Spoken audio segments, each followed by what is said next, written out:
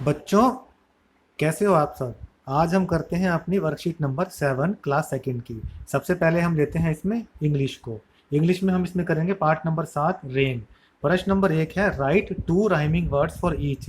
या इसमें कुछ शब्द दे रखे हैं नीचे, आपको उनसे मिलते जुलते यानी वैसे ही लय वाले शब्दों को लिखना है। ठीक है बच्चों, करते हैं इसको। इसमें देखिए पहला शब्द है रेन। रेन से जो राइमिंग वर्ड है वो बनेगा प्लेन, और दूसरा वर्ड बनेगा गेन। ठीक है, आते हैं हम सेकंड नंबर पे। सेकंड नंबर पे दे रखा है एट। एट से राइमिंग वर्ग हैं, वर्ड्स हैं बैट और कैट। ठीक है बच्चों, इसके बाद आते हैं हम थर्ड नंबर पे। थर्ड नंबर पे जो वर्ड दे रखा है, थर्ड नंबर पे वर्ड दे रखा है ऑल। इसके राइमिंग वर्ड्स हैं बॉल और हॉल। ठीक है, इसके बाद हम आते हैं फोर्थ पे।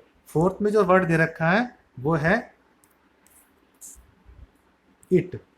इसके राइमिंग वर्ड्स हैं फिट और सिट। इसके बाद आते हैं फिफ्थ नंबर पे, वो है हेयर। इसका राइमिंग वर्ड है देयर और वेयर। आइए बच्चों, अब चलते हैं हम क्वेश्चन नंबर 2 पे। क्वेश्चन नंबर 2 में ना कुछ वर्ड्स फिगर्स बनी है, कुछ चित्र बने हैं, उसमें आपको एक और एक से अधिक करना है, यानी सिंगुलर और प्लूरल। देखिए पहले में क्या है, पहले में क्लाउड दे रखा है, इसमें लिखा है वन क्लाउड। ठीक है, उसके बाद उसका दे रखा है प्लूरल मैनी क्लाउड्स, यानी बहुत सारे बादल। अब आते हैं हम अगले पे। अगले में दे रखी है वन ड्रॉप, और इसका हम लिखेंगे मैनी ड्रॉप्स। वन ड्रॉप का मतलब होता है एक बूंद, और मैनी ड्रॉप का मतलब होता है मैनी ड्रॉप्स, यानी बहुत सारी बूंदें। अब आते हैं हम अगले पे। देखिए उसमें दे रखा है मैनी ट्रीज। मैनी ट्रीज यानी बहुत सारे पेड़। यहाँ पे देखिए बहुत सारे पेड़ हैं। उसके बाद इसका जो है ना सिंगुलर होता है वन ट्री। वन ट्री यानी एक पेड़। चलिए अब चलते हैं हम आगे। अगला है वन बोट। वन बोट यानी एक नाव। ये बहुत सारी बोट्स हैं, यानी मैनी बोट्स। ये हो गया। चलिए आगे बढ़ते हैं। वन फ्रॉग यानी एक मेंढक। इसका प्लूरल होगा मैनी फ्रॉग्स, यानी बहुत सारे मेंढक। अगला देखिए मैनी अम्ब्रेलास, यानी बहुत सारे अम्ब्रेला यानी छाता, और इसका सिंगुलर होगा वन अम्ब्रेला। देखिए इसमें एक अम्ब्रेला है, एक छाता है, तो ये हो जाएगा मैनी अम्ब्रेलास और वन अम्ब्रेला। क्वेश्चन नंबर 3 में क्या करना है आपको, इसमें आपको बताना है कि कोई भी ऐसी 3 चीज़ों के नाम आपको लिखने हैं जो कि आप रेनी सीजन यानी बरसात में इस्तेमाल करते हैं, और फिर उनकी जो है ना यहाँ पर, फिर उनकी यहाँ यहाँ और यहाँ, इन 3 जगह उनकी फ़ोटो बना देनी है। ठीक है बच्चों, अब हम इसमें 2 आपको एग्जांपल्स दे देंगे। एक है रेनकोट और दूसरा है अम्ब्रेला यानी छाता। अब आते हैं रिडल टाइम पर। रिडल टाइम होता है, रिडल का मतलब होता है पहेली। पहला है I have teeth but I can not eat. मेरे पास दांत तो हैं लेकिन मैं खा नहीं सकती। वो ऐसी क्या चीज़ है, वो होती है कॉम यानी कंगा। देखिए ये लिखा है ना, बना हुआ चित्र। अब आते हैं सेकंड नंबर वाली रिडल यानी उस पे, पहेली पे। It shines by the night but when the sun comes it is out of sight. यानी कि यह रात भर चमकता है, लेकिन जब सूरज आता है तो यह गायब हो जाता है। ऐसी कौन सी चीज़ होती है, वो है मून। मून यानी चांद। अब है तीसरी riddle. I have hands but can not hold anything. यानी मेरे हाथ तो हैं लेकिन मैं कोई भी चीज़ पकड़ नहीं सकती। वो क्या है, वो है घड़ी या क्लॉक। अब आते हैं प्रश्न नंबर 5 पर। What do you like to do during rain, draw. आपको बारिश में क्या करना पसंद है, उसका चित्र आपको यहाँ बनाना है। इसमें दे रखा है कि I like to play in the rain, यानी मुझे बारिश में खेलना पसंद है। ये वर्कशीट हमारी इंग्लिश की हो गई है। अब हम आते हैं हिंदी के वर्कशीट पर। इसमें पार्ट नंबर 6 काले मेघा पानी दे कविता से कुछ प्रश्न दिए गए हैं। देखिए प्रश्न नंबर 1 में पूछा गया है कि बरसात में दिखने वाले या खुश होने वाले जीव या पक्षी के नाम बताकर रंग भरिए। देखिए इसमें एक मोर बना है, मेंढक बना है और एक चिड़िया बनी है। तो बरसात में मोर नाचता है और खुश होता है, और मेंढक नाचता है और मेंढक टर करता है। प्रश्न नंबर 2 पे आते हैं, समान लय वाले शब्दों को मिलाइए। इसमें एक तरफ शब्द दे रखे हैं और उनके उनके समान लय वाले दूसरे शब्द दे रखे हैं। इनको इंग्लिश में राइमिंग वर्ड्स भी कहते हैं। तो पहला है धानी। धानी है, धानी का हो गया गुड़ धानी। दूसरा है झमझम, उसका हो जाएगा छमछम। तीसरा है तलैया, उसका हो जाएगा छैया। चौथा है कहानी, कहानी का हो जाएगा पानी। पांचवा है जिंदगानी, उसका हो जाएगा नादानी। तो ये हमने इनके राइमिंग वर्ड्स लय वाले शब्द भी कर लिए हैं। अब आते हैं प्रश्न नंबर 3 पर। प्रश्न नंबर 3 है बारिश में कौन क्या क्या करता है। पहला है बादल गरजता है, दूसरा है बिजली चमकती है, तीसरा है मोर नाचता है, चौथा है कोयल कूकती है। अब आते हैं हम प्रश्न नंबर 4 पर। समान अर्थ वाले शब्दों को लिखो। इसमें कुछ शब्द दे रखे हैं, ये शब्द दे रखे हैं और आपको इनके शब्दों के अर्थ लिखने हैं यहाँ पर। जैसे मेघा का मतलब होता है बादल, खलिहान का मतलब होता है खेत, ताल का मतलब होता है तालाब और जिंदगानी का मतलब होता है जिंदगी। आइए अब करते हैं गणित की काम करते हैं। इसमें पार्ट नंबर 3, तुम कितना वजन उठा सकते हो। प्रश्न नंबर 1 है नीचे दी हुई वस्तुओं में से आप किस किस वस्तु को उठा सकते हो। जिन्हें आप उठा सकते हो उसके आगे सही का निशान लगाना है और जिन्हें आप नहीं उठा सकते उसके आगे गलत का निशान लगाएं। पहला जो है ये बैग है, इस बैग को हम अपने हाथ से उठा सकते हैं इसलिए हमने इसमें सही का निशान लगा दिया। दूसरा चित्र है कुर्सी का, इस कुर्सी को भी हम अपने हाथ से उठा सकते हैं तो इसमें भी हमने सही का निशान लगा दिया।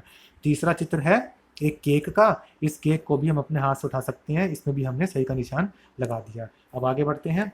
अब है चित्र ये कार का, कार को हम अपने हाथ से नहीं उठा सकते इसलिए हमने उसमें गलत का निशान लगाया है। अगला चित्र है पेड़ का, पेड़ को भी हम हाथ से नहीं उठा सकते तो उसमें भी हमने गलत का निशान लगा दिया। अगला चित्र है एक डिब्बे का जिसमें कुछ लड्डू रखे हैं, ये तो हम अपने हाथ से उठा सकते हैं और इसलिए हमने इसमें सही का निशान लगा दिया। फिर अगला चित्र देखो, ये एक बेड यानी पलंग का है, पलंग को भी हम अपने हाथों से नहीं उठा सकते इसलिए हमने उसमें गलत का निशान लगा दिया। अगला चित्र है फ्रिज का, कोई बच्चा है जो अपने हाथों से फ्रिज उठा सकता हो, नहीं ना, तो हमने इसमें गलत का निशान लगा दिया। अगला चित्र है फुटबॉल, फुटबॉल तो हम सभी अपने हाथों से उठा सकते हैं तो इस पर सही का निशान लगा दिया। ठीक है, अब इस पे आते हैं प्रश्न नंबर 2 में। प्रश्न नंबर 2 है कि सब्जी वाला जिस चीज की मदद से सब्जी तोलता है उसका चित्र बनाओ। सब्जी वाला जो है वो एक तराजू से अपनी सब्जियों को तोलता है, तो आपको यहाँ पर इस जगह पर उसका चित्र बना देना है। ठीक है, अब आते हैं अगले प्रश्न नंबर 3 पर। प्रश्न नंबर 3 देखिए, प्रश्न नंबर 3 में है आपके घर में उपलब्ध चीज़ों की मदद से अपना एक तराजू बनाओ। ये देखिए तराजू जो है इसमें ये चित्र में दे रखा है, ये तराजू चित्र में इन्होंने तराजू बनाने का तरीका दिखा रखा है, आप भी इस तरीके से तराजू बना सकते हो। और आपको क्या करना है कि इस तराजू की मदद से तोल कर देखना है कि कौन कौन सी चीज़ें आलू से भारी हैं या हल्की हैं। तो आपको क्या करना है, ये तराजू बना लेना है, इसमें एक तरफ आपको आलू रख देना है और दूसरी तरफ आपको वो चीज़ रख देनी है। फिर आपको देखना है कि इनमें से कौन सी चीज़ भारी है। अगर आलू ऊपर जाता है तो इसका मतलब है कि ये वाली चीज़ भारी है, और अगर आलू नीचे जाता है तो इसका मतलब ये वाली चीज़ हल्की है। ठीक है, चलिए अब देखते हैं। इसमें हमें पता लगाना है कि क्या एक पेंसिल एक आलू से हल्की है। हाँ, एक पेंसिल एक आलू से हल्की होती है, तो हमने यहाँ पर सही का निशान लगा दिया। एक आलू से भारी वो नहीं होती है। अगला है एक नींबू, इसको आप बेटा खुद करके देखना और बताना कि वो आलू से भारी है या हल्की है, तो उसको आपको यहाँ पे निशान लगा देने हैं। एक टमाटर लेना है आपको, उसको भी देखना है कि वो आलू से भारी है या हल्का है। एक कंचा लो, फिर एक पत्थर लो, एक किताब लो और एक पेंसिल बॉक्स लो, इनको आपको तराजू से तौल कर देखना है, फिर आपको बताना है कि ये चीज़ें आलू से भारी हैं या हल्की हैं। ठीक है बच्चों, इसके बाद देखिए ये प्रश्न नंबर 4 है, अपने माता पिता से बातचीत कर 5 ऐसी चीज़ों के नाम पता करें जिन्हें 1 किलोग्राम, 2 किलोग्राम या 5 किलोग्राम के पैकेट में लिया जाता है। ठीक है, उन चीज़ों के नाम लिखने हैं और उन चीज़ों के नाम यहाँ लिखने हैं और उनका वजन यहाँ लिखना है। जैसे नमक है, नमक का वजन जो है ना हम 1 किलो में ले लेते हैं, 1 किलो में आता है। ठीक है, अब चीनी है, चीनी कैसे लेते हैं हम, तो उसका वजन यहाँ लिख देना है। उसके बाद और 3 चीज़ों के नाम आपको यहाँ लिखने हैं और उन चीज़ों के वजन कितने किलो में नापे जाते हैं, कितने किलो में मिलते हैं, वो आपको यहाँ लिख देने हैं। ठीक है बच्चों, अब आते हैं प्रश्न नंबर 5 पर। प्रश्न नंबर 5 में पहला प्रश्न देखिए, निम्न प्रश्नों के उत्तर दो।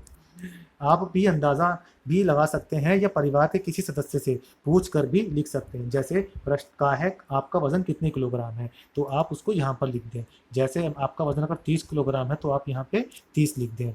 इस तरीके से आप अगले प्रश्न खा पे आइए, आपके पिताजी का वजन कितने किलोग्राम है। मान लीजिए पिताजी का वजन 70 किलोग्राम है तो यहाँ पे 70 किलोग्राम लिख सकते हैं आप। अगला देखिए प्रश्न, आपकी माता जी का वजन कितने किलोग्राम है। माता जी का वजन 60 किलोग्राम है तो हम उसको 60 लिख सकते हैं। ठीक है बच्चों, अगला है आपके भाई का वजन कितने किलोग्राम है। मान लीजिए मेरा कोई बड़ा भाई है और उसका वजन 55 किलोग्राम है तो मैं उसको यहाँ पर लिख दूंगा 55 किलोग्राम। ठीक है, आगे आइए, आपकी बहन का वजन कितने किलोग्राम है। मान लीजिए मेरी बहन का वजन 50 किलोग्राम है तो मैंने उसे 50 किलोग्राम लिख दिया है। अब प्रश्न सेकंड पे आइए, ऊपर की जानकारी की मदद से निम्न प्रश्नों के उत्तर दें। उत्तर प्रश्न का है परिवार के सभी सदस्यों में सबसे अधिक वजन किसका है। देखिए जैसे मान लीजिए परिवार के सभी सदस्यों में सबसे अधिक वजन पापा का है, तो यहाँ पर पापा लिख देंगे। ठीक है, उसके बाद है खा, परिवार के सभी सदस्यों में सबसे कम वजन किसका है। सबसे कम वजन मान लीजिए मेरा है, तो मैं लिखूंगा सबसे कम मेरा। ठीक है, ये इसका उत्तर हो जाएगा। प्रश्न नंबर गा देखिए, परिवार में आपसे कम वजन वाले कौन कौन हैं। ठीक है, तो हम इसमें लिखेंगे मान लीजिए मेरी छोटी बहन जो है वो मुझसे कम वजन वाली है, तो मैं इसमें लिखता हूँ कि मेरी छोटी बहन, उसका वजन मुझसे कम है, तो मैंने उसका लिख दिया। अब आते हैं प्रश्न नंबर घा पे, परिवार में आपसे अधिक वजन वाले कौन कौन हैं। परिवार में मुझसे अधिक वजन वाले पापा, पापा हैं। ठीक है, मम्मी है, मम्मी है, और भैया, और भैया है, तो आप इसको लिख सकते हैं भैया। ठीक है, तो बच्चों ये हमारी आज की वर्कशीट हो गई है, आप इसको कर लीजिए।